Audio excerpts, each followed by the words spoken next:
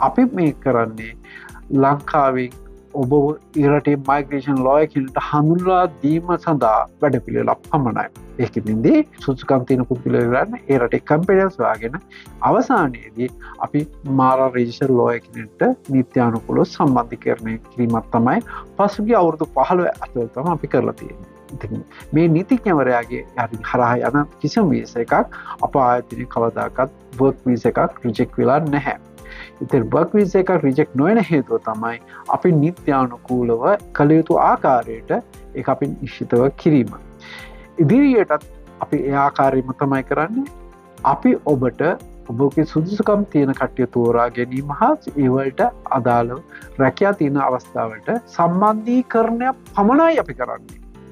ඔවුන් තමයි ඔබ තෝරගන්නේ. ඔවුන් තමයි ඔබ ඉන්ටර්වයුව කරන්නේ. ඔවුන් තමයි නීතිඥවරයාට යොමු කරන්නේ. ඔබ දන්නවද Australian skill demand එක යටතේ job 456ක් තියෙනවා.